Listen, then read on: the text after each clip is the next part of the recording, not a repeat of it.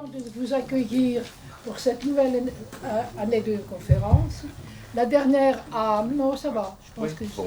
La dernière s'est fermée avec, comment dirais-je, beaucoup de brio et de joie. Je pense que celle-ci commence avec un orateur qui est excellent, avec des images qui sont surprenantes, avec un thème qui n'est pas connu, tout en supposant qu'il est connu, parce que c'est là l'ambiguïté de la chose. Ben, je vous souhaite une très très belle soirée. Et j'espère que vous aurez plusieurs questions à poser pour qu'on élucide finalement comment nous, les femmes, nous avons été maltraitées par notre religion à tous. Merci Madame la Présidente, c'est une excellente entrée en matière.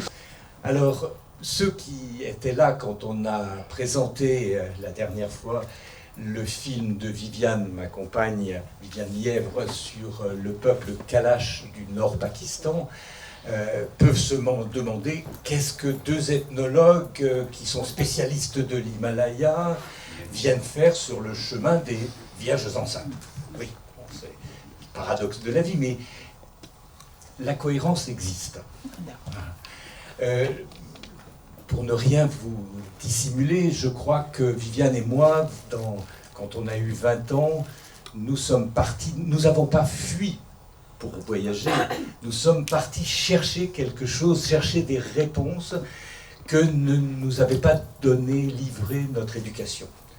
Voilà, on est parti en voyage, peut-être un peu en colère, sur certaines histoires qu'on nous avait fait passer pour l'histoire, qui choquaient peut-être notre définition de l'intelligence. Bref, nous étions des adolescents tourmentés par cette question. Et c'est pour ça que nous sommes partis toute notre vie, passer 15 ans en relation avec le peuple Kalash, Pakistan.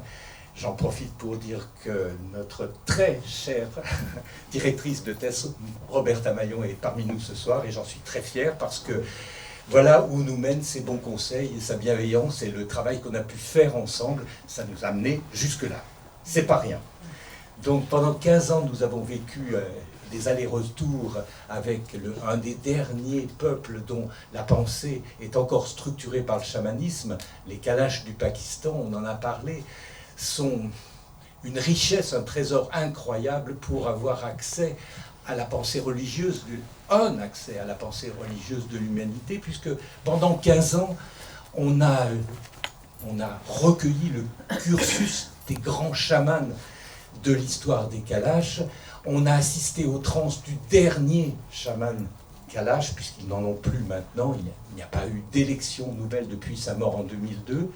Donc comprenez bien que rares sont les personnes qui ont pu voir en direct comment un peuple de l'humanité, menacé par l'intolérance de leurs voisins, soumis à des pressions de la nature, soumis à une histoire peu favorable, comment un peuple a toujours réussi à expliquer l'adversité, les épreuves de l'histoire, les malheurs, grâce à leur fidélité et à leur acceptation de ces paroles qui sortaient de la bouche des chamans et qui étaient l'explication de ces malheurs qui venaient du monde surnaturel.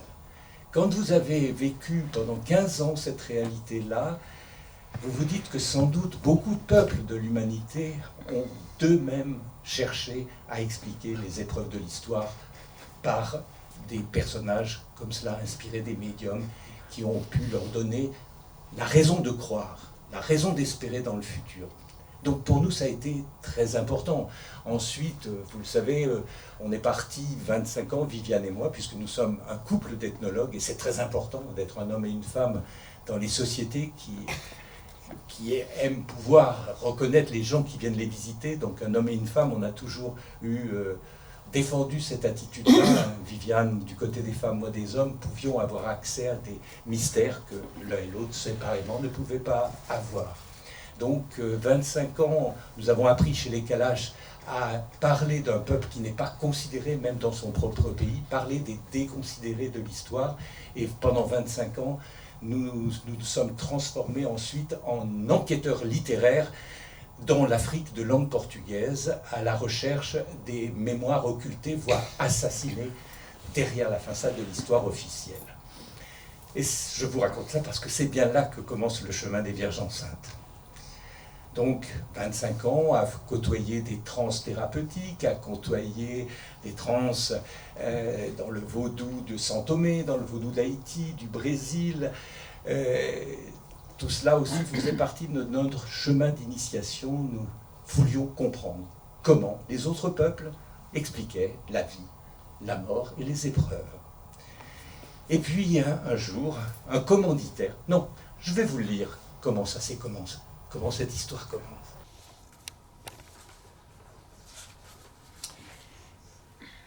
Avez-vous déjà vu des vierges enceintes?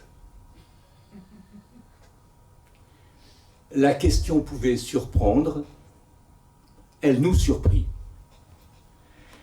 Notre interlocuteur avait prévenu. Pas de téléphone portable, ni d'enregistreur pendant l'entretien. Il n'autorisait aucune description des œuvres qui l'entouraient. Pas de mention de son nom, mais l'usage d'un pseudonyme, José Adam, collectionneur. Pas d'allusion à son âge, à ses véritables fonctions ou à une caractéristique physique dans la relation de cet échange. En vertu de la nature de l'entretien, il demandait l'absolue confidentialité. Il nous fixait avec le regard amusé de celui qui ménage ses effets. Il laissait le silence peser. Viviane, la première, réagit. Dans quelle mythologie? L'homme au sourire insistant formula sa question différemment. Avez-vous déjà observé des représentations de la Vierge enceinte?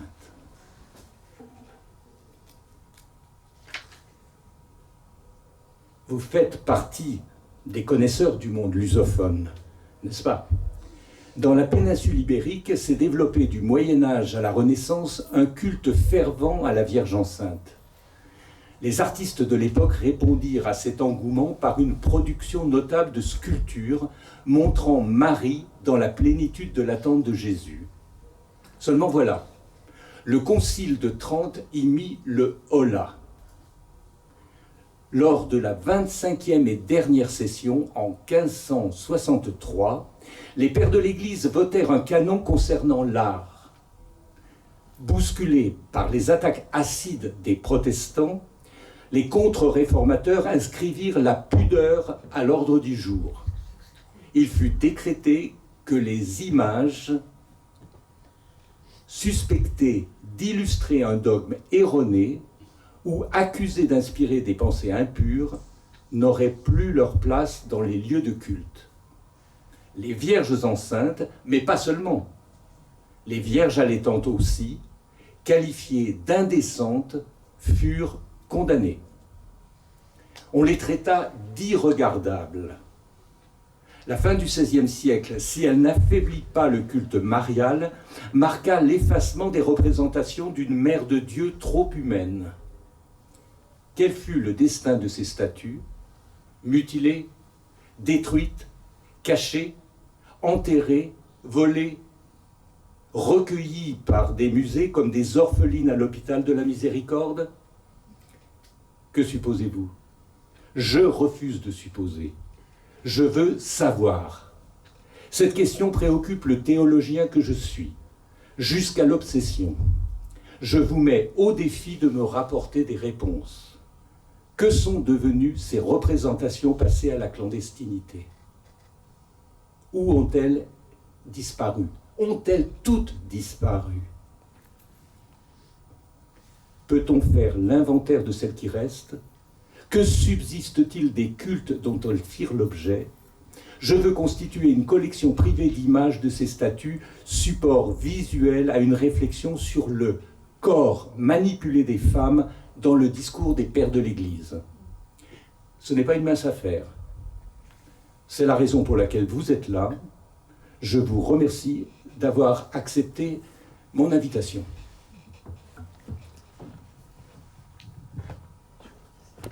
Ça a commencé comme ça. Exactement comme ça.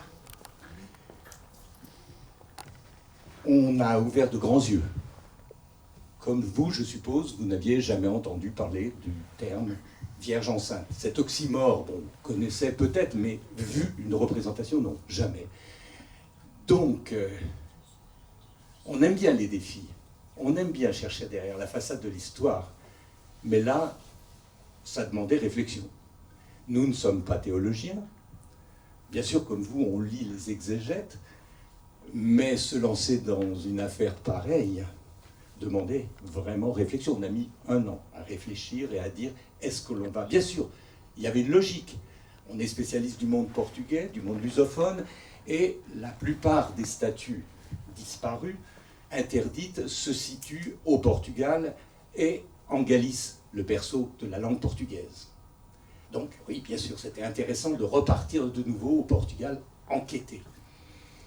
Mais quand même, on a réfléchi sur la source de ce défi. Un interdit, 1563, ces vierges sont jugées irregardables, impudiques.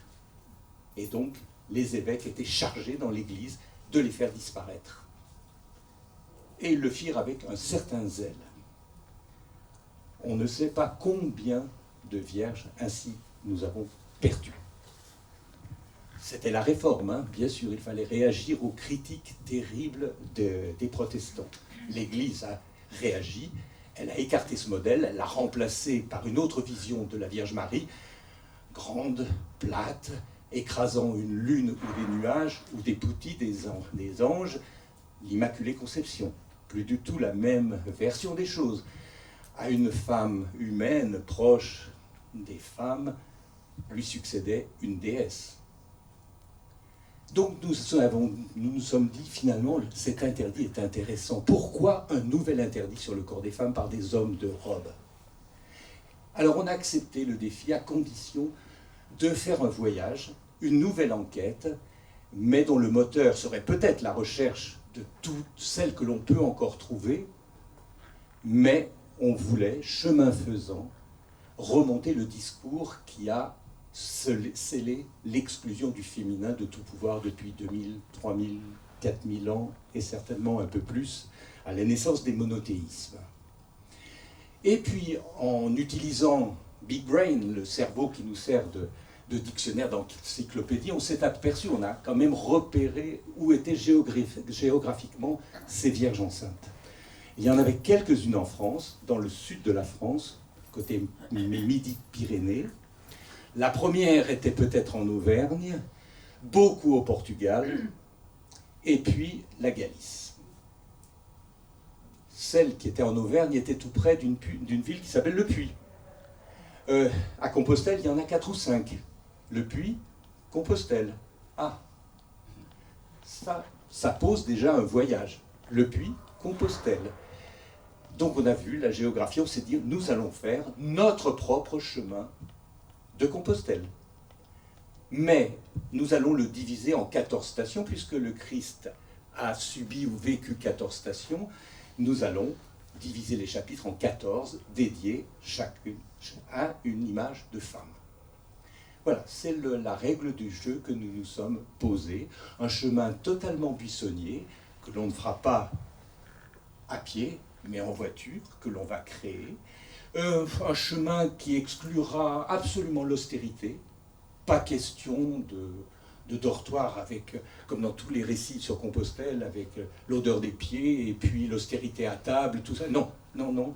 On voulait lutter contre l'idée de culpabilité et d'austérité. Ça sera un voyage également gourmand, un chemin à travers le Portugal. Alors donc, je vais m'arrêter là. Je ne veux pas faire de conférence ce soir. Je voudrais vous inviter à une narration en images. Voilà, le livre qui vient de paraître vous permet d'accéder à toutes ces images, 450 images. On a fait une expérience qui est de créer un QR code et puis un lien qui vous permet sur votre écran de lire sur papier et d'avoir toutes les images sur l'écran, ce qui permet de voir les tableaux, nos objets d'étude, nos objets ethnographiques, vous les aurez devant les yeux. C'est une sorte d'expérience dans l'édition un peu nouvelle, mais on voulait le faire. Donc je vous invite avec moi à partir. On va partir tout de suite pour le Puy. Le Puy, c'est la bonne élève du culte marial, le puits. Puisque, sachez bien que le premier miracle que la Vierge a fait, c'est en 430, un an avant que le concile de Nicée décrète Marie Théotokos, mère de Dieu. Et déjà, un miracle a été fait par Marie en 430. Donc, c'est bien normal qu'une enquête sur Marie Vierge, liée à la fécondité des femmes, commence au puits, même si il n'y a pas de Vierge enceinte au puits. Direction, arrivée, Saint-Jacques, à Compostelle, en Galice. Voilà à peu près l'itinéraire que nous avons suivi en France, le puits, Brioude, Saint-Flour, et puis dans le Lauragais, où il y en a d'autres, et puis la remontée depuis Évora jusqu'au nord du Portugal, en passant par des endroits où jamais nous ne serions allés s'il n'y avait pas eu une chapelle dont il fallait forcer la porte. Pas de Vierge enceinte au puits, mais vous le savez, la plus célèbre des Vierges noires, liée aussi à la fécondité. Donc il fallait régler le problème des Vierges noires rapidement, succinctement, en quittant le puits, parce qu'il a été dit tellement de bêtises sur les Vierges noires qu'on pouvait quand même régler son compte à ces Vierges qui ont été peintes. Elles sont toutes peintes, toutes les Vierges auvergnats sont peintes. Et tordre le cou à l'explication que la fumée des cierges aurait assombri le visage en laissant la statue de Saint-Jean à côté totalement blanche. D'ailleurs, là, si on soulevait la robe, les mains de l'enfant Jésus sont blanches. Donc, pourquoi, au XIVe siècle, tout d'un coup, ces vierges, à partir de la Vierge du Puits, ont été peintes en noir?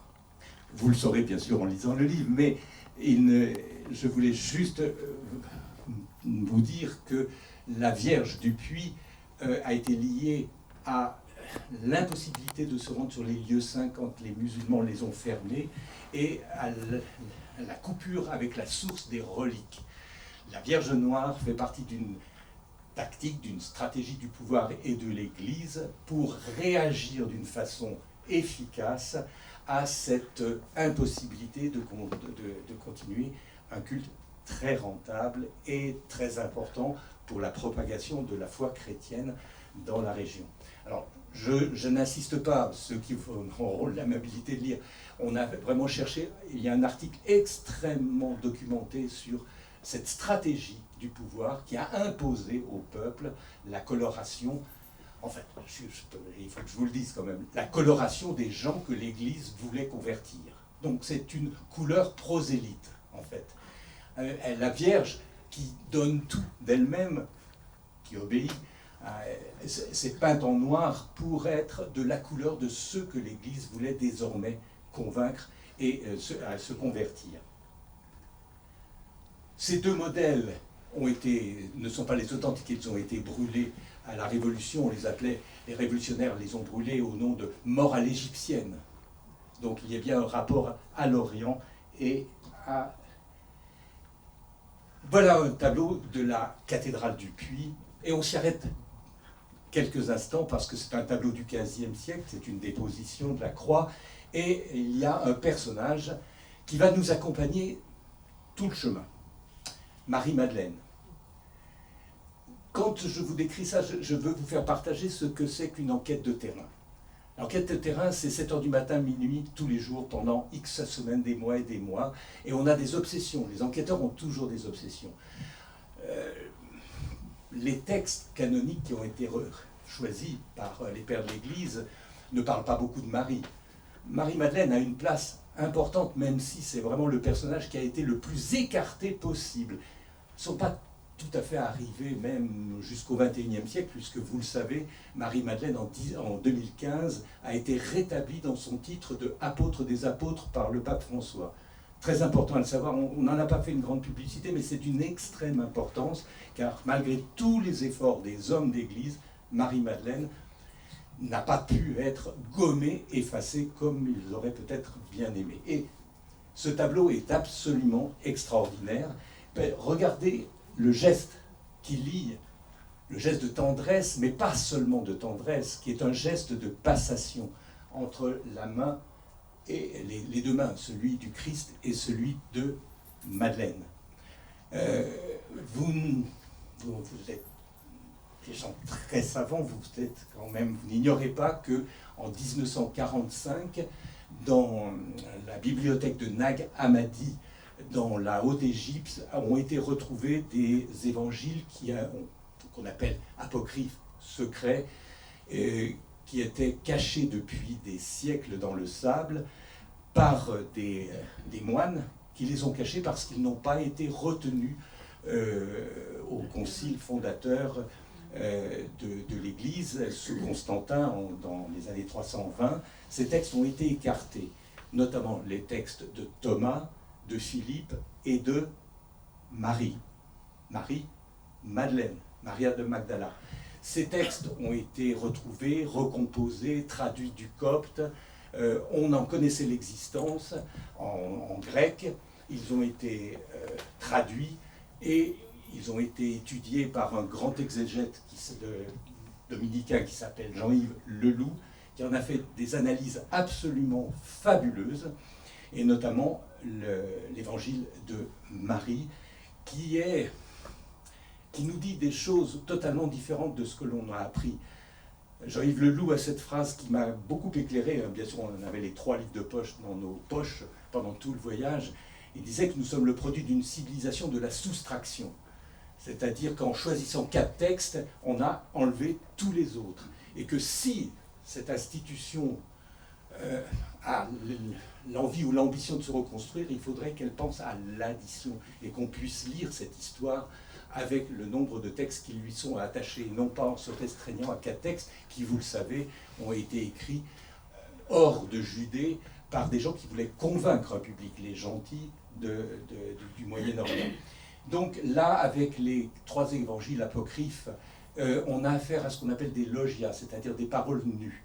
Des paroles nues, nous ne sommes pas dans la situation d'une narration de paraboles, d'exploits et de miracles. Nous sommes dans des confréries, dans des réunions d'êtres que l'enseigneur, Jésus n'est pas appelé ni Christ, ni Jésus, il est appelé ni Seigneur, il est appelé l'enseigneur. Il transmet du savoir à un groupe qu'il a choisi. Et le problème, c'est que le disciple favori, le disciple aimé, c'est une femme. C'est Madeleine. Ah, je pourrais vous lire. Je ne vais pas vous lire, je vais vous dire. Dans l'évangile de Philippe et de Marie-Madeleine, ça commence après la mort de l'enseigneur, et André et Pierre, qui sont Pierre Céphas, qui a un caillou bien dur, mettent au défi Marie-Madeleine. Dis-nous, un peu colérique, dis-nous ce qu'il t'a dit et qu'il ne nous a pas dit à nous, toi qui l'as aimé plus que nous, toi qui l'embrassais sur la bouche. Voilà. Donc on a la trace de la présence dans cette proximité de l'enseigneur et de textes qui sont d'une métaphysique très très élevée, qui parlent de sexualité, qui parlent des corps, qui parlent de l'acte, de l'alliance entre un homme et une femme dans le Saint des Saints, qui n'est pas au centre du temple, mais dans la chambre nuptiale. On a affaire à presque une autre lecture. Ces textes sont datés au plus tard de 150, c'est-à-dire milieu du IIe siècle, et certains experts pensent que peut-être ces textes ont été à l'origine des autres. C'est de vous dire leur importance. L'histoire, notre histoire commence vraiment à Brioude. Eh oui, là aussi je veux vous faire partager l'attente.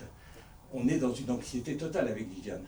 En voir une vierge enceinte, on veut en voir une première. On nous en a promis une à Brioude. Elle est dans la basilique Saint-Julien. Elle est là. Elle est là, dans une chasse, on la voit bien.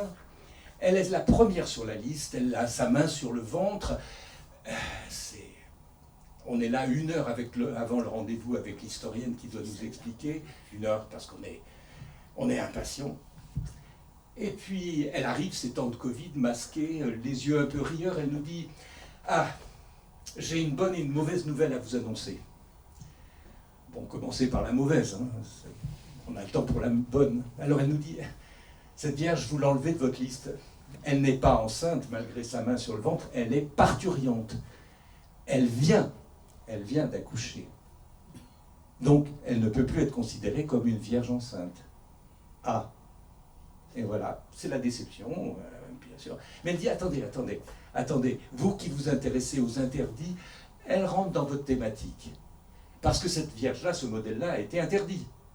Et même plus tôt, XIVe siècle. Ah bon, pourquoi? Mais si, comprenez, l'Église peaufine et construit le thème de l'Immaculée Conception.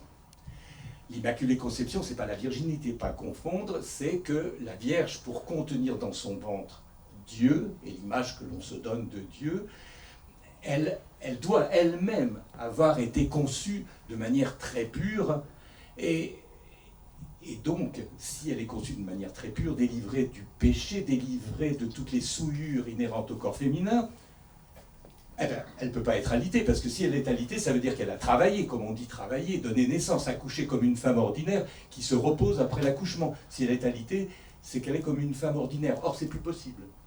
C'est plus possible. Donc, l'Église a emprunté les rêves d'une aristocrate de Suède, qui s'appelle Brigitte de Suède, au début du XIVe siècle, qui est partie en Terre Sainte et qui a eu la vision, qui a rencontré en vision la Vierge, qui lui a expliqué son accouchement. Tout simplement. On a le texte de Brigitte expliquant qu'elle voit le corps merveilleusement, la peau de la Vierge sous un voile transparent, qui lui dit qu'elle était en train de plier les linges pour le bébé qui allait naître, et il était là.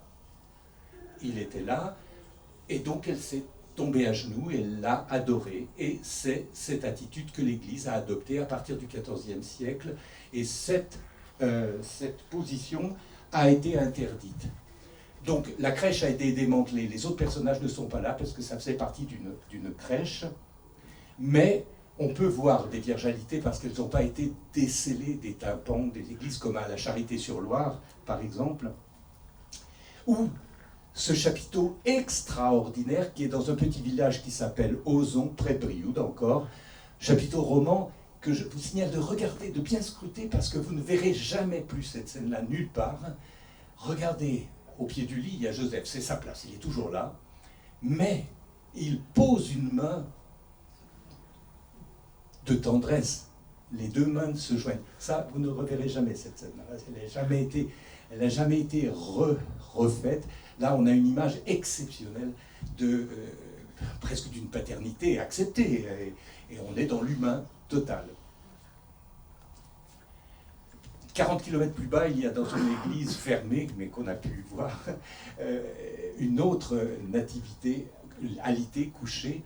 Toutes ces fresques du XIVe siècle ont été déposées, refaites ici à Paris et recollées au mur. Ça c'est vraiment un chef-d'œuvre de l'art français.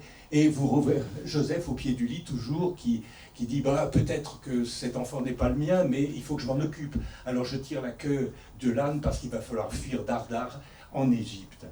Donc, mais, comme je vous l'ai dit au début, les vierges interdites, vierges alitées, vierges enceintes, mais vierges allaitantes aussi, elles vont bientôt être rattrapées par l'impossibilité de se manifester. Alors elles ont résisté beaucoup plus en peinture, mais à partir du XVIIIe siècle, vous n'en verrez plus représentées.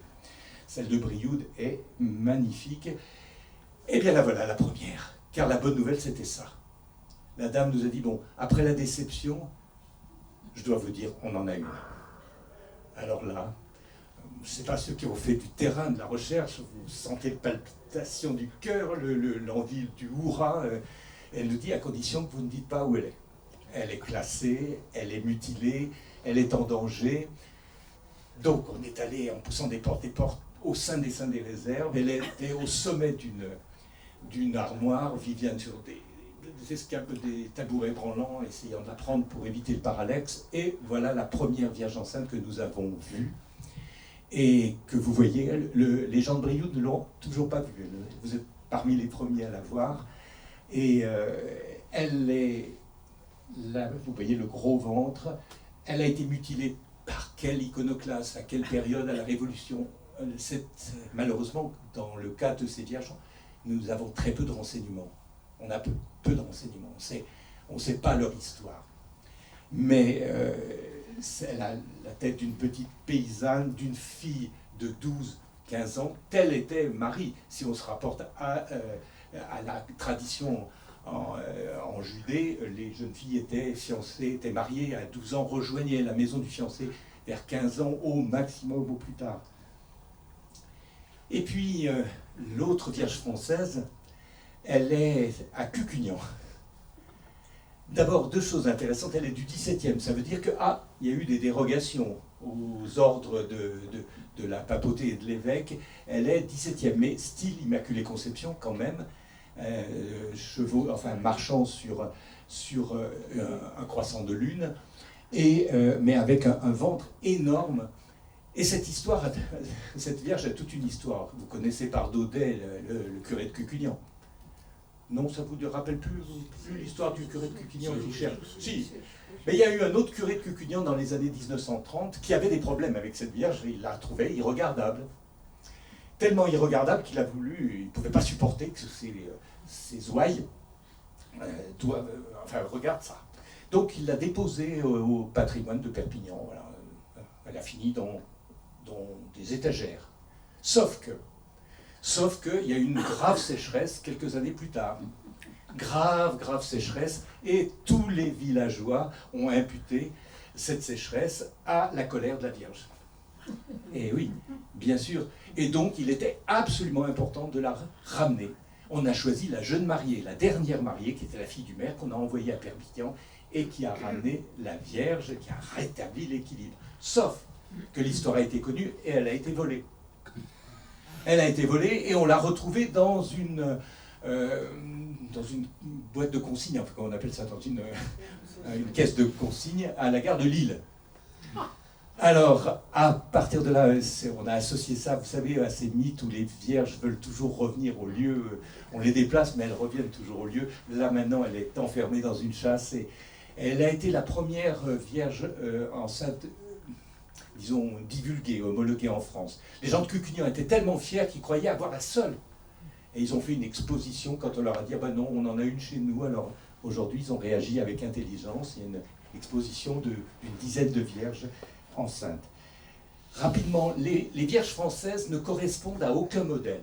Elles sont toutes différentes les unes des autres, ce qui ne va pas être le cas au Portugal. On y arrive tout de suite. Celle-ci est dans un village qui s'appelle Belle-Pêche, en Lauragais. Elle est intéressante par la coulée des cheveux, ce qui remet Marie dans son rôle de fiancée, de jeune fille, n'ayant pas encore rejoint la maison de son mari. Sauf que si elle est fiancée et enceinte, c'est pas bon. C'est-à-dire qu'il faut vraiment une intervention divine pour contrarier cette loi, la loi sociale de la société de l'époque.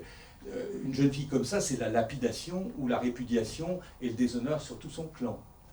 Il a bien fallu construire toute une explication pour qu'on puisse accepter cette image-là.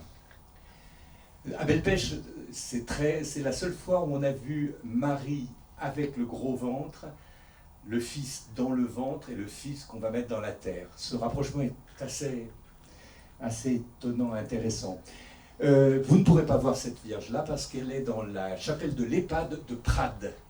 Et aller dans une chapelle d'EHPAD par temps de Covid, bon, c'est compliqué. Donc on a pu, parce qu'on avait préparé, pistolet sur le front, changer de masque, laver les mains 3 fois, pousser les chariots, ouvrir la chapelle, rentrer. Là, on a pu rester le temps que l'on voulait. Et elle est très étonnante. L'énorme ventre. Mais elle a été, alors ça on a l'histoire de cette Vierge, elle a été payée par une dame, comme on dit, qui avait de l'argent, une dame de bonne société, qui a voulu, pour l'hospice et la maternité, avoir un modèle de Vierge. Alors elle a été commandée juste avant le Concile de Trente, et elle a été exécutée, elle a été mise en place malgré le Concile de Trente, et elle est restée à sa place, elle a fait cet usage-là jusqu'à aujourd'hui. Mais ce qui est intéressant, c'est qu'il y a des peintures de Marie enceinte, des peintures aussi qui accompagnent, et notamment ce fameux mariage de Joseph, où Joseph est réellement pas content. Joseph, vous savez, n'a jamais... Enfin, il a peut-être parlé, cet homme, mais personne n'a jamais recueilli une seule de ses paroles. Joseph, c'est un muet acceptant. Là aussi, il est bien loin du modèle du patriarche qui était le modèle de la société. Là, on voit bien que là, on a trituré les modèles. Joseph, Perpignan, si vous traversez le quartier très chaud de Saint-Jacques, vous atteignez une merveilleuse église où il y a un triptyque, un retable des tisserands. Et là, on a cette Vierge 15e assise, bon, couronnée, devenue reine par la suite. Et les Vierges enceintes assises sont très rares. Il y en a 4, 5, mais pas plus. Et voici encore une assise, mais pour nous, une des plus étonnantes. Elle est à la Roque des Alberts, au sud de Perpignan, dans une toute petite église. Et là, on a été frappé par le côté oriental, presque africain de cette sculpture assise, ce côté déesse. Et le hasard de la vie a voulu qu'on reçoive l'affiche de patrimoine de Perpignan, de la DRAC Perpignan, qui nous dit cette sculpture du fin 14e, 15e, on l'a trouvée dans un bûcher, au milieu des bûches, prête à être brûlée. Je vous livre cet exemple parce que ça nous en dit beaucoup sur le sort de toutes les vierges en bois qui ont été interdites de cette époque-là et qui ont fini dans un bûcher. Alors, elle a été retirée de justesse, restaurée, et c'est une des plus surprenantes qu'on ait vues, moi elle m'émeut énormément cette sculpture. Et puis pour terminer la France, on est à la frontière. Rappelez-vous Céret, le village cubiste où Picasso faisait des frasques avec ses compagnons venus de Paris. Et on nous avait signalé un tableau extraordinaire où Jésus ressemblait un peu à Krishna au milieu des gopis. Mais j'adore ce tableau parce qu'il représente effectivement le côté révolutionnaire de ce personnage qui aimait les femmes, laisser venir à moi les femmes, les enfants, les mutilés, les handicapés, les malades. Et je profite de cette présence, et puis de Madeleine, pour vous dire qu'on est toujours avec Madeleine. Jean-Yves Leloup, dans l'exégèse de l'évangile de Philippe, là, il dit une chose qui est vibrante de cohérence. Il dit à l'époque où vivait Jésus, si l'on considère que Jésus était un rabbi, comme il y avait beaucoup de rabbis, les rabbis pouvant parler à la synagogue, pouvant parler en public, étant autorisés. Pourquoi étaient-ils autorisés à parler? Parce qu'ils étaient complets. Qu'est-ce que ça veut dire complet? Ça veut dire marié. Pour l'ethnologie, ça tombe sous le sens. Un homme qui parle à cette époque-là ne pouvait être que marié. Autrement, il n'est pas écouté. Il n'est pas écouté. Regardez Paul, qui était bon, je ne veux pas charger Paul, mais il était disgracieux, avorton, célibataire. Il n'a jamais prêché à Jérusalem, toujours ailleurs, loin dans le monde grec, dans le monde des gentils. Mais un homme qui prêche, il est complet. Le Loup dit, on n'a aucune chance de pouvoir prouver ni l'un ni l'autre. Mais il y a quand même... Alors, il y a dans ces textes apocryphes, je l'ai là, je l'ai pris de l'évangile de Philippe, il y a un logion qui dit réellement, marcher avec lui, Marie, la sœur de Marie, et Maria de Magdala, sa koinonos. Donc en grec, sa compagne, son épouse. Donc on a des textes qui attestent, on ne fait pas du Dan Brown ici, mais qui lui connaissait, il les avait lus quand même, mais bon, j'aime pas ce qu'il a fait de ces textes-là, je pense qu'on partage ce même avis, mais malgré tout les textes existent de l'époque, et si on est dans la logique d'additionner pour mieux comprendre une pensée, il faut qu'on considère aussi ces textes-là, qui sont de la même époque, je le rappelle. Sejam bem-vindos em Portugal. Donc bienvenue au Portugal. Comme je vous le dis, l'enquête commence à Évora. Au sud de Évora, peu de chances de trouver des vierges enceintes. On sait que l'on va à Évora, la capitale de la Alentejo, Além do Tejo, au-delà du Tage, parce qu'il y a la plus célèbre vierge enceinte du Portugal. Que je vous dise tout de suite, au Portugal, on ne dit pas Notre-Dame de la Délivrance ou Notre-Dame de l'Attente. Les vierges enceintes s'appellent Nossa Senhora do O. J'ai pas dit O, j'ai dit O. Alors ce O majuscule avec un accent, c'est le cercle parfait. Notre-Dame du cercle parfait, du haut. Ce fut le modèle, je vais vous la montrer sans tarder, là voici. Alors elle est très célèbre parce qu'on peut dire que c'est pratiquement la Vierge enceinte qui est restée en place depuis le XVe siècle jusqu'à aujourd'hui. Elle a peut-être bougé dans la cathédrale, mais enfin elle est quand même toujours dans la cathédrale. Elle est restaurée, mais elle est XVe siècle. Voilà Nossa Signora do O. Alors, l'explication de ce O, nous l'avons par un prêcheur portugais très célèbre du XVIIe siècle, il s'appelait Padre Antonio Vieira, et on a son texte de prêche le jour de la fête de la Tente, c'est le 18 décembre. Il est à Salvador de Bahia, et vraisemblablement, il y a une Vierge haute dans l'église où il prêche, et il explique. Il dit pourquoi le O. Le O représente le cercle parfait dans lequel Dieu va entrer, va s'incarner, parce que Dieu est celui qui est dehors comme il est dedans, qui est l'espace illimité aussi bien que l'espace limité, qui est le temps infini, mais qui peut être aussi les 9 mois de restriction, dans lequel il va être dans le ventre de cette femme. Il est l'alpha et l'oméga. Alors, c'est dans le texte aussi, mais ça veut dire que quand Jésus dit à Jean qu'il est l'alpha et l'oméga, ça veut dire qu'il parle à Jean en grec.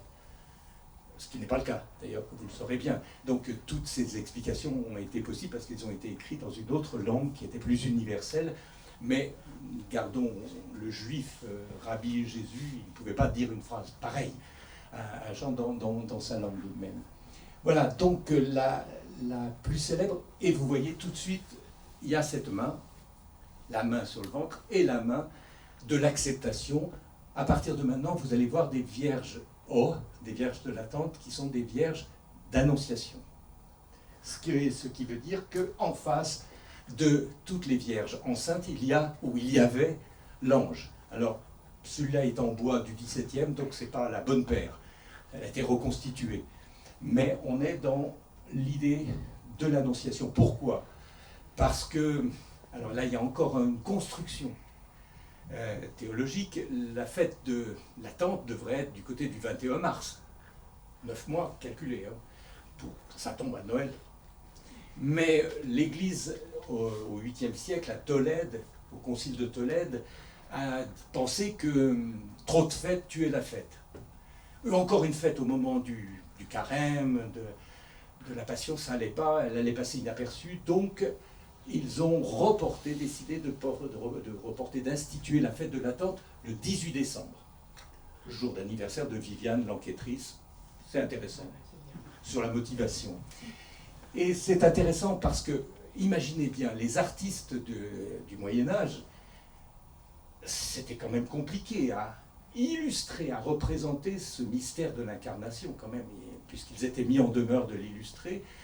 Et ils ont donc manifesté, dès le premier instant, l'ange arrive, et Marie a le gros ventre, instantanément, par l'opération du Saint-Esprit. Intéressant ça. L'opération du Saint-Esprit, pour un juif, c'est incompréhensible parce que le Saint-Esprit est féminin dans la langue des Hébreux de cette époque. Féminin. Donc un principe féminin ne peut pas engendrer et féconder une femme. Donc on voit bien que ce sont des constructions théologiques qui ont été faites à l'extérieur et très loin de cette époque. On se promène dans le cloître de la cathédrale et on en trouve une que même la plus grande connaisseuse des sculptures au Portugal n'avait même pas connaissance, elle est en albâtre. Et puis Évora, je vous souhaite d'y aller, c'est une ville magnifique où les musées sont l'industrie la plus courante. Et dans ce tableau, dans ce retable, l'histoire de la Vierge, on retrouve ce qu'on appelle le doute de Joseph et sa colère froide, Marie terriblement enceinte, et le grand prêtre qui, comme Dieu le Père, accepte cette version des faits, puisque c'est lui qui l'a décidé, que la salvation des humains, la rédemption, passeront par cet acte-là qui bafoue toutes les lois ethnographiques de l'époque. Autre modèle de vierge terriblement interdite, proscrite, après XIVe siècle, les Vierges ouvrantes. Alors, peut-être que peu d'entre vous en ont vu parce qu'il y en a pas beaucoup, très peu. Celle-ci, elle est de fin XIIIe siècle, en ivoire, de taille d'un oratoire portable. Le mécanisme très simple, c'est une vierge qui, à certaines périodes de l'année, est fermée, d'autres ouvertes. Quand on ouvre, il y a quelque chose qui a gêné très fort. Mais au début, ça gênait personne. Ça gênait personne parce que c'était une très belle exposition de la vie de Marie. Mais si vous notez bien, on va le voir. Hein, là, déjà, il y a un problème, viergalité. Et double enfant. Alors, dans cette image, on reconnaît qu'il y a à la fois la nativité de Marie et à la fois la nativité de Jésus. Là aussi, on ne retrouvera jamais d'autres. Je n'ai pas d'autres exemples d'une double nativité dans la même image. Joseph toujours accablé au pied du lit. Soit il dort, soit il a l'air de vraiment rien comprendre à ce qui se passe.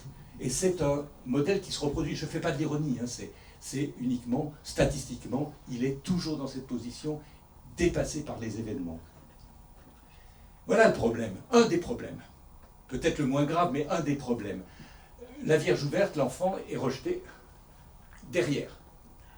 Ce qui tout d'un coup est apparu grave comme au théologien Gerson au XIVe siècle, insoutenable.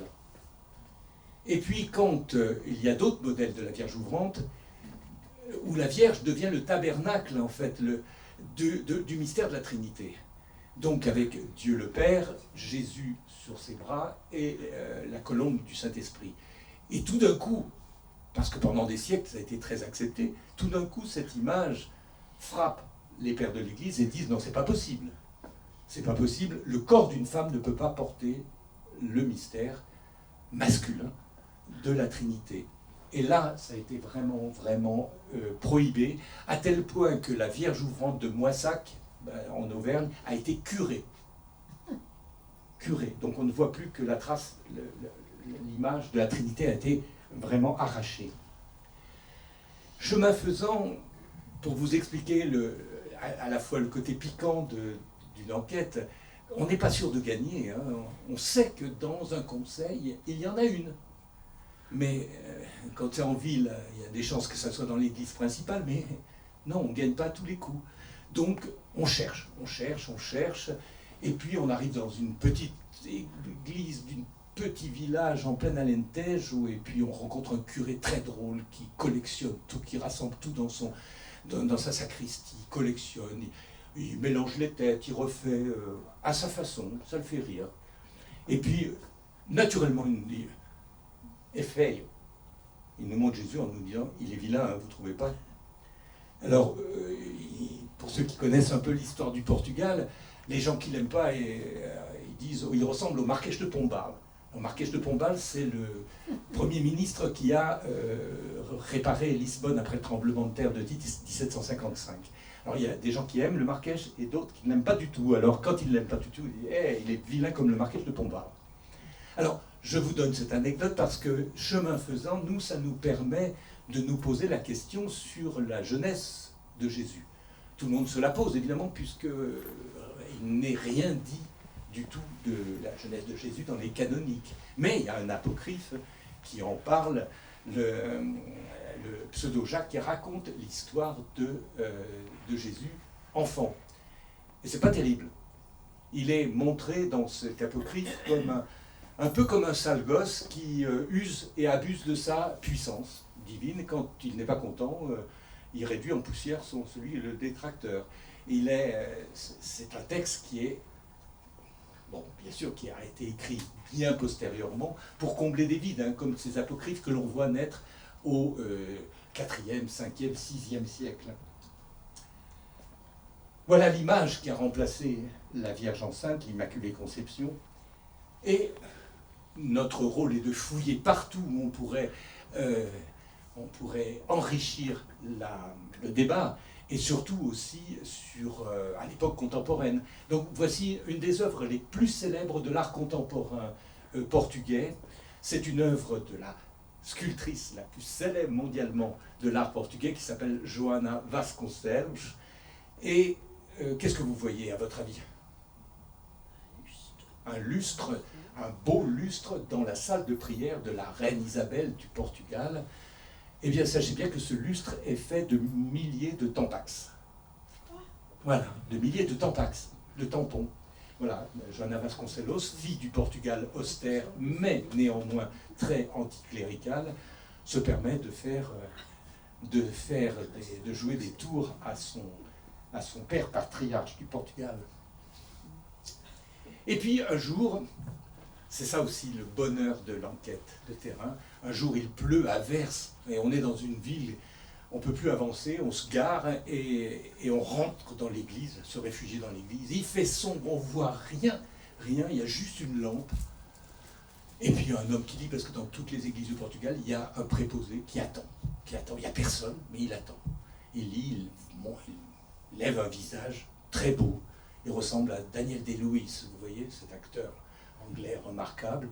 Il nous dit, qu'est-ce que vous voulez, avec une voix terrifiante? Vous voulez voir le musée? Bon, on nous ouvre un rideau, il y a un grand Christ qui nous vient dessus, on monte à la tribune. Là, c'est un grenier de grand-mère. Il y a des sculptures partout. Alors on regarde par acquis de conscience, puisqu'on est là et qu'il pleut. Et là, ben voilà, le cri. On n'a pas trop dansé devant cette statue, parce qu'il y avait des caméras et on savait qui regardait. Et en voilà une qui n'était absolument pas repérée nulle part. On ne savait pas qu'elle existait du tout. Elle appartient à cette église, elle n'a pas bougé, elle est du XVe siècle. Extraordinaire, paysanne, frustre. Et juste à côté d'elle, une Madeleine. Et une Madeleine intéressante. Pourquoi elle est intéressante? Parce qu'elle est représentée furieuse, possédée. Et vous savez que Madeleine a été considérée comme une prostituée. Je crois que c'est admis dans notre... Est-ce que vous avez cherché à vérifier s'il y avait une ligne qui disait dans les textes que Madeleine était prostituée? Vous n'en trouverez aucune. Il n'y a aucune mention. C'est une répétition. Enfin, on verra pourquoi on l'a traitée de prostituée, mais il n'y a strictement rien qui l'accuse de prostitution. En revanche, il est dit dans les canoniques que Jésus a délivré Madeleine de 7 démons. Ça, c'est écrit, c'est ce qui est écrit. Qu'est-ce que ça veut dire, 7 démons? Certainement qu'elle ne vivait pas comme les hommes avaient envie qu'une femme vive à cette époque-là. Ça, c'est sûr. Sans doute comme Ève qui refusait d'agir sans comprendre, Madeleine était quelqu'un que l'on a accusé d'avoir le démon de la curiosité et de la volonté de connaissance qui était réservé aux hommes. Ça, c'est sûr. Ces démons-là, effectivement, sans doute, l'enseigneur en a délivré. Mais cette image furieuse, Madeleine repentante, Madeleine pécheresse, Madeleine au désert, tout ça, c'est une propre invention et ça a permis à tous les peintres et sculpteurs de dessiner le corps d'une femme nue. Ça, c'était admis puisqu'elle était pécheresse dans le désert. C'était un bon prétexte. Mais ce n'est pas la bonne raison. José Reggio, le thème a beaucoup... Et puis, on a eu de la chance parce que, comme on était seuls, et que tous les gens de musée se ruaient sur nous pour nous dire « Vous voulez quelque chose? On peut vous aider !» C'était magnifique, le rêve des enquêteurs. Eh bien, il y a une restauratrice qui est sortie de son bureau, on faisait une discussion théologique sur les représentations de la Trinité. Elle nous dit « Ah, votre enquête sur les images des Vierges enceintes, mais c'est un des plus beaux modèles de la sculpture portugaise. » D'ailleurs, je connais la spécialiste du musée Art Antiga de Lisboa. Voici son mail. Allez, écrivez-lui tout de suite, elle vous recevra. Ni une ni deux, on a écrit. Elle nous a dit, je ne suis pas là, mais le numéro 2 du musée d'Art Antiga de Lisboa, c'est un peu le Louvre portugais. Et là, eh bien, il y avait un collectionneur qui a donné 2500 pièces à sa mort. Et on a eu accès. Là, vous êtes dans des réserves totalement secrètes où on cherche parmi des centaines et centaines les étiquetés Vierges enceintes. Il avait 4 Vierges enceintes. Alors, c'est vrai qu'au Portugal, en 1834, l'État n'avait plus d'argent, mais plus d'argent du tout, à cause de guerres contre libéraux et conservateurs. Et ils voyaient bien, le Portugal voyait bien que les pays d'Europe marchaient sur la voie du progrès, qu'eux, ils n'avaient plus les moyens.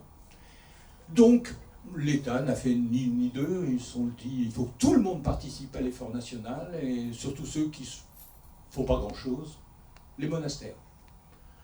Pourquoi? Parce qu'aux monastères étaient liées des terres agricoles extraordinaires. Donc, l'État, en 1834, a fait fermer tous les monastères. Fermé.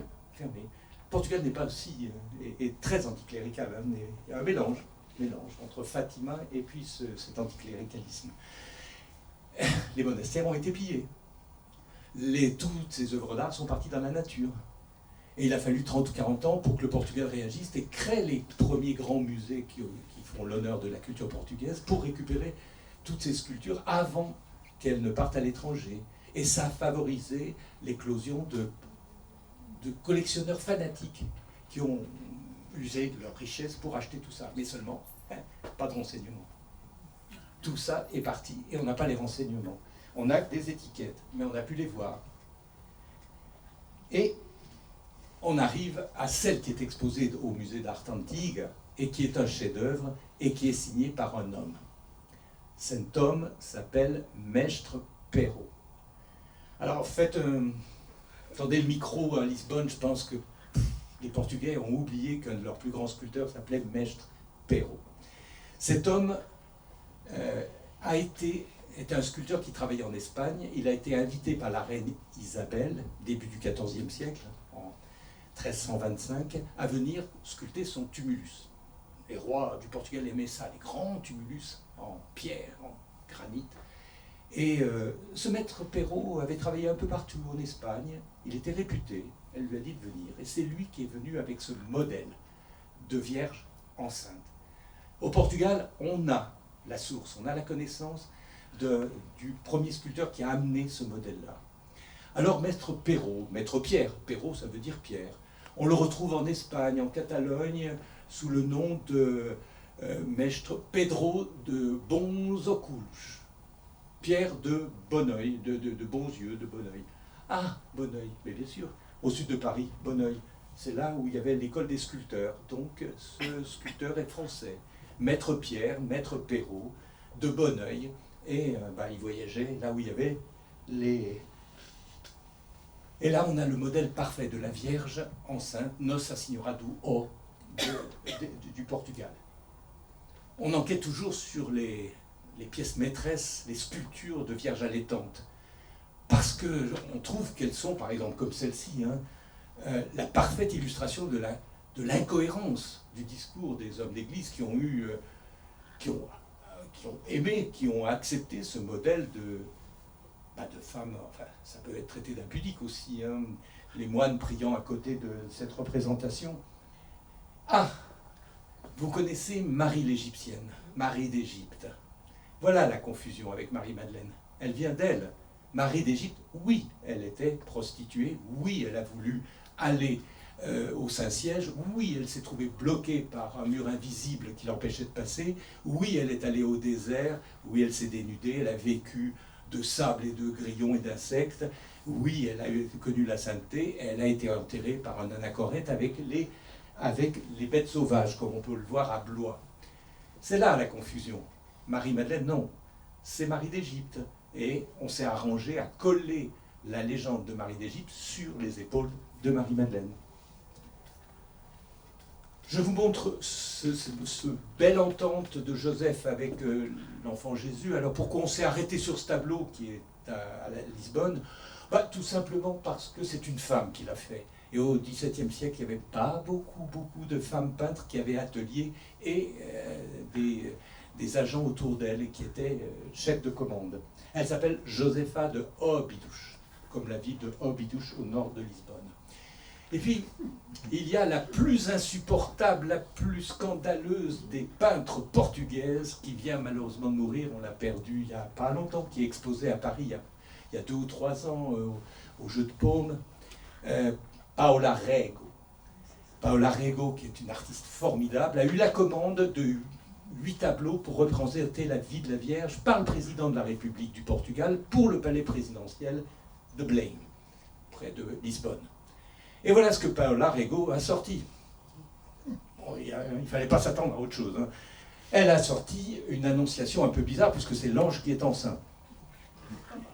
Et puis Marie qui ressemble à une jeune collégienne qui attend le school bus. Mais la scène Paola Rego a carrément osé l'accouchement. Un accouchement presque naturaliste où l'ange l'accouche. Eh bien, sachez que ça a été plutôt bien accepté, sauf bien sûr par certains, mais que toutes les lettres de protestation ont été écrites non pas au président, mais à sa femme. Juré promis, on a étudié, on a réussi à trouver le catalogue, c'est totalement étonnant. Quelques modèles des plus belles vierges de Maître Perrault. Voilà, on lit à la fois l'acceptation, l'effarement à la nouvelle de ce qui attend cette jeune fille de 15 ans, hein, qui ne s'attendait pas, que choisie. Il y a une tristesse, un effarement, une épouvante quelquefois. C'est celle qui a servi de modèle pour la couverture du livre, la photo préférée de la photographe, de Viviane. Et puis, une autre petite histoire très, très, très explicative. Nous sommes à Tomar. Je vous souhaite de voir Tomar. Il y a un monastère à tomber par terre à Tomar. Et par le bénéfice de l'absence de touristes, nous étions très tôt. On savait qu'il y avait une Vierge au à Tomar, mais absolument pas où. On va visiter le monastère à l'heure de l'ouverture. Et comme il n'y a personne, on demande au préposé des guichets vous savez où est la Vierge haut? Il dit quoi? La Vierge haut. Ah. Vraisemblablement, ce jeune homme n'avait jamais entendu parler de ce modèle de Vierge. Mais comme il est consciencieux, il appelle la mairie. Et son chef lui dit oui, il y en a une. Et malheureusement, elle est dans une propriété privée qui s'appelle A Quinta. Quinta, la propriété d'Uo. Une propriété qui s'appelle la Quinta d'Uo. Ou, je ne sais pas si vos amis, enfin vos clients, là pourront y aller. Alors on est allé voir, pour se consoler, une vierge allaitante de toute beauté en pierre. Et il y a toujours une préposée enthousiaste qui nous dit « Ah, mais écoutez, la propriété d'Uo, ah oui, le gendre, il a un magasin d'antiquités là dans la ville. » Bon. On fonce en ville, on garde la voiture et on regarde, on s'est carré, mais je vous jure, devant le magasin. On rentre, il n'y a plus de clients, il espère qu'il va faire une bonne vente avec nous, on lui parle de la Vierge haut. Il dit, oh là là, je ne sais pas, c'est mon beau-père, il n'est pas commode. Hein. Bon, je vais appeler ma femme. Il appelle la femme, et puis ça se passe bien. Il dit, 11h30 demain, ça va? 11h30. Nous avons accès à une chapelle privée, et on nous permet à Viviane de monter sur l'autel désaffecté pour photographier, mesurer. Elle est du XVIe siècle. Et puis on se dit, ben voilà encore une statue dont on ne saura rien. Eh ben non, le propriétaire, charmant, pas du tout, arrive avec un petit photocopie. Il dit, voilà, vous avez toute l'histoire. Et que dit l'histoire? L'histoire dit qu'une riche propriétaire, XVIIe siècle, avait des rêves tenaces toutes les nuits, et elle rêvait à une vierge qui l'appelait, qui était enfermée, qui l'appelait. À force de rêve, elle supplie son mari de creuser là où cette vierge avait indiqué. Il obtient l'autorisation de l'église, on fouille dans le pied d'un pilier, et on trouve cette vierge. Là, elle pleure encore pour avoir l'autorisation de monter une chapelle autour. Elle l'obtient. Vous êtes dans cette chapelle et on a remis la sculpture qui était emmurée, qui était enterrée. C'est très intéressant cette histoire parce qu'on ne l'aura pas souvent, mais on a l'explication qui a dû être pour beaucoup. On a enterré, c'était à cause du Concile de Trente, mais tout le monde en avait un peu comme à Cucugnan le regret, le remords, et ça a été exprimé par les rêves de cette propriétaire. Et on savait très bien où elle était. Et on l'a déterrée, on a aménagé le culte, une fois par an, on l'ouvre pour les paysans. Et ça nous en dit long sur cette histoire-là. Voilà comment elles ont, pour beaucoup, disparu. Alors, elle est vraiment très, très précieuse. Même les spécialistes que nous allons rencontrer plus tard ne l'avaient jamais vue, celle-là. Jamais, jamais, jamais. Elle ne la connaissait pas. Si vous ne connaissez pas la reine Isabelle, la voici. C'est elle qui a fait venir le sculpteur au Portugal. Sainte Ursule. Vous savez que Sainte Ursule, princesse un peu nordique, est associée au culte des 11 000 vierges. Vous avez peut-être entendu parler du culte des 11 000 vierges. Nous intéressant au thème de la virginité, il était normal qu'on se demande, Apollinaire a parlé des 11 000 vierges, mais il y a un culte tenace des 11 000 vierges. En fait, rapidement, c'est une erreur de lecture d'un chiffre romain qui a multiplié les compagnes d'Ursule, martyrs, parce que aimant le Christ, donc, etc. Vierge, martyr. Ah, vierge, martyr. Vous avez déjà vu une femme crucifiée?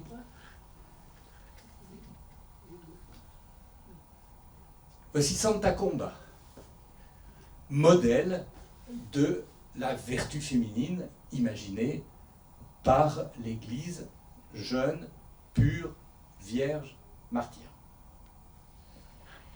Là, ça va très loin, puisqu'il y a plusieurs modèles. On va en trouver une autre qui s'appelle Santa Lutagarta. Et puis, non, pas Santa Lutagarta, elle s'appelle Vilgefort. Vilgefort.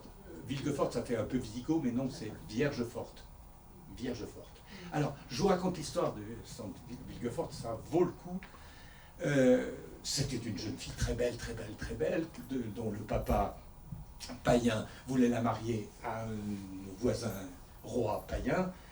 Comme elle était amoureuse du Christ, elle a refusé, bien sûr, et le soir, avant de se coucher, le mariage devait avoir lieu le lendemain matin, elle a prié Dieu qu'il exauce son vœu de ne pas laisser faire ce mariage. Le lendemain, à l'aube, elle se réveille, elle avait une barbe.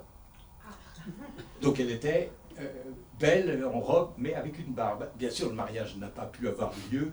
Le prétendant fâché, le père fâché, eh bien, tu finiras comme ton fiancé que tu aimes trop. Voilà.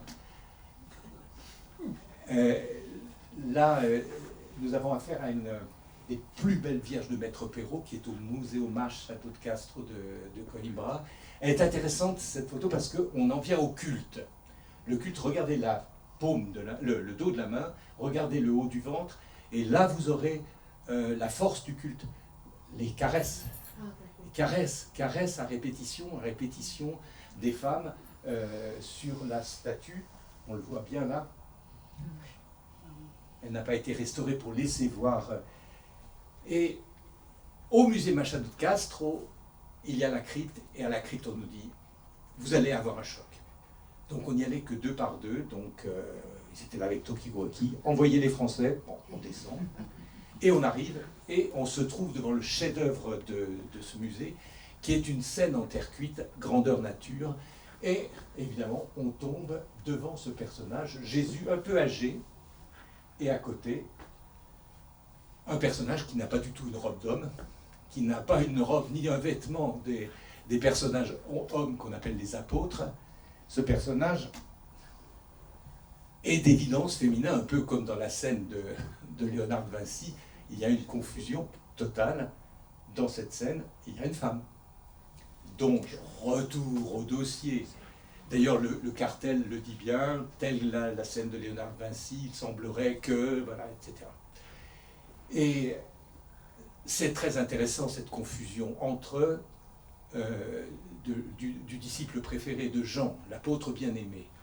L'apôtre bien-aimé, il faut noter en passant que si les représentations n'ont jamais autorisé finalement le rapport charnel ou intime de Jésus avec une femme, en contraire, les artistes ont toujours représenté Jean sur le giron, sur les genoux, la tête posée sur la table, dans un aveu de faiblesse ou de tendresse ou d'intimité avec Jésus qui, bon, là aussi, enfreint les lois. Hein.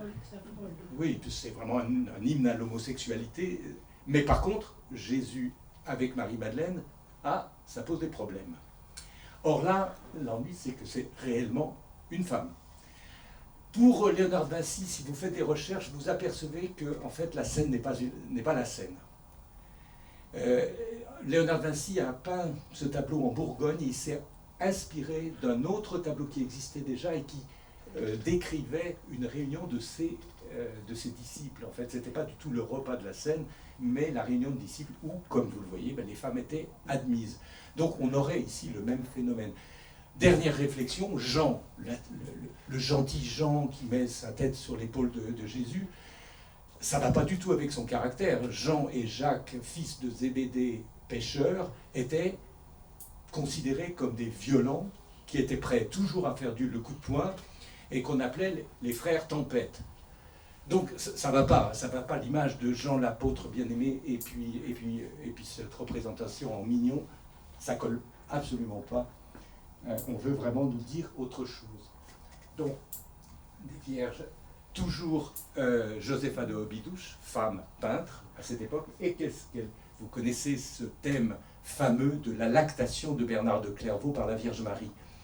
Mais là aussi, la pudeur, bon, on peut quand même se poser des questions, il y a pudeur et pudeur, mais Bernard de Clairvaux qui a imposé le culte marial, qui aimait tellement Marie que les peintres lui ont dédié ce type de représentation, de la lactation, bien sûr, c'est le symbole de Dieu qui irrigue l'Église. En sculpture, ce thème est très rare. Et c'est encore un artiste français venu de France qui s'appelle Jouan de Rouen. Alors, je passe vite sur... Ah, le culte ne s'est pas arrêté. Vous me dites quand je vais arrêter. Oui, je vais arrêter encore une minute pour qu'on arrive juste à une image importante. Et puis, juste vous dire que le culte ne s'est pas terminé, mais c'est les statuts qui ont changé. Donc les sculpteurs, on les engage à mettre Nossa Signora Duo sur le socle. Et le culte peut continuer. Et c'est ça que je voulais vous montrer, c'est que le culte continue. Ça, c'est une des rares statues qui est en place. Et les femmes viennent déposer des photos, des lettres. Et puis quand ils ont eu satisfaction, quand elles ont eu satisfaction, une naissance, eh bien, on vient déposer des layettes, des chaussons pour bébé, etc. Le culte continue à tel point que les femmes portugaises continuent à venir mettre des offrandes au pied des statues dans les musées. Elles allument quelquefois des bougies. Les directeurs ne sont pas très très contents. Ils disent « Madame, nous sommes dans un musée ».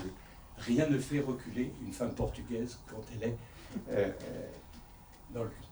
Si vous voulez, on peut s'arrêter là. On va jusqu'à Compostelle, mais il nous faudrait peut-être aller... On a 10 minutes. Encore 10 minutes. Un peu encore. Encore un peu. Oui, mais oui. moi, je suis à votre disposition. Non, allez-y, allez-y. Oui. L'ange. Et puis ici, il faut que j'arrive à la plus ancienne Vierge de la péninsule. C'est dans un musée extravagant qui s'appelle Nossa Signora de Lamas, c'est au sud de Porto. Là, nous avons affaire à un homme, atypique du Portugal, un homme de cette région, sud de Porto, qui s'est rendu compte que le liège se le produisait en Alentejo, mais par contre que les ouvriers étaient bien moins bien payés dans sa région. Donc, il a installé l'usine de transformation du liège là, au sud de Porto. Donc, il a fait fortune. Hein. Selon ce principe, on fait vite fortune. Et dès qu'il a été très riche, il a acheté des œuvres d'art comme l'autre à Lisbonne. Et là, on savait qu'il y en avait... Ah oui, image de mégalomanie quand même. Hein. Mais le musée est extravagant. On descend, il a recomposé des hôtels, c'est invraisemblable. Et une des premières œuvres qu'il a achetées, eh bien, c'est la plus vieille des Vierges Enfin, c'est la plus vieille qu'on ait rencontrée sur notre chemin. C'est celle-ci. Elle est en bois, polychrome. Là, dans le pli du bas de la robe, il y a un trou dans lequel les femmes qui désirent un enfant enfonçaient l'index. Rite phallique, hein, quand même, si on en croit. Et c'est devant cette statue que les femmes amènent des chaussons encore. Beaucoup. Si bien que le directeur doit donner à des œuvres de bienfaisance. Elle est magnifique, la main posée contre l'acceptation. Et il y a un artiste qui fait toutes les reproductions en liège de toutes les œuvres de ce musée. Important, au XVIIIe siècle, on a décidé, puisque l'Immaculée Conception était l'image la plus répandue, mais que Nossa Signora do O deviendrait une vierge comme ça, très élégante, et que Jésus serait plus visible. Parce qu'avant, ce qui gênait les gens d'église, c'est qu'on ne voyait que le ventre, que Marie. Il fallait de nouveau mettre l'attention sur Jésus. Donc vous avez un bouclier doré avec le nom de JHS, et puis les 7 O des antiennes de la fête de la tente. Et voilà le modèle qui a été imposé, et au socle, au pied duquel on met Nossa Signora do Ouro. Alors, encore un autre modèle dans un musée très très enceinte. Là, on a une scène vraiment extraordinaire de lactation de... Et puis Pierre, qui ressemble en rien au modèle de pauvreté qu'il devait représenter. C'est le grand artiste portugais qui s'appelle Grão Vasco de Viseu qui a fait ce modèle. Et dans les évangiles apocryphes, Pierre est un peu vraiment représenté comme celui qui accuse, qui dit « Mais pourquoi devrions-nous croire une femme? Pourquoi serions-nous obligés de changer notre pensée, de se mettre à croire à une femme ?» Et c'est vrai, le grand historien de l'art, Louis Réau, dit « Il était impossible que la réforme d'un réformateur soit communiquée par une femme. La société de l'époque ne l'aurait jamais accepté. Déjà, le fait que l'on accepte que Marie-Madeleine soit celle qui est vue, alors la résurrection peut être maintenant expliquée de façon très très différente. Marie-Madeleine, dans les textes apocryphes, on dit on ne meurt pas pour ressusciter, il faut d'abord ressusciter pour mourir. Ce qui a un sens totalement différent. On dit dans ces apocryphes aussi que la mort ne prendra jamais ce que l'on a su donner de son vivant. Donc, vous voyez le changement. Qu'est-ce que Marie-Madeleine a pu... Le rôle qu'elle avait, c'était de transmettre, de rendre vivant la parole. C'était ça, le sens de la résurrection. C'est-à-dire, c'est pas une apparition, c'est une qualité que Jean-Yves Leloup définit comme le nous, c'est-à-dire l'imagination créative, qui n'est pas l'imaginaire, qui n'est pas la raison, c'est un état intermédiaire. Je pense que Robert, c'est facile de comprendre cet état intermédiaire qui permet de comprendre autrement la réalité. Et c'est dans cette réflexion qu'il nous entraîne. Et c'est dans ce sens-là que Marie-Madeleine était vraiment très importante. Comme on peut penser que nous aurions pu procéder d'une femme, mais Paul a gagné. Et l'histoire est très très différente. Dernier modèle que je voulais vraiment vous présenter, c'est la grossesse par transparence. Vous en avez un modèle étonnant en France, dans le Jura, à côté de Dole. C'est une des rares françaises. C'est comme une échographie, quoi. C'est-à-dire le bébé dans le ventre, mais posé sur des rayons solaires comme sur de la paille. Et là, il bénit déjà. Elle est à Chissay, il y en a une à Cluny, je crois qu'il y a la réplique de au musée de Cluny ici. Mais il y en a 3 en France, pas plus. Voilà. Très belle, très belle. Donc, je vais peut-être m'arrêter là. Sur ce point-là, on pourrait continuer, mais je peux juste créer un peu de frustration, puisque vous avez la possibilité de continuer en lecture. Et si vous avez envie d'en savoir plus, je suis à votre disposition.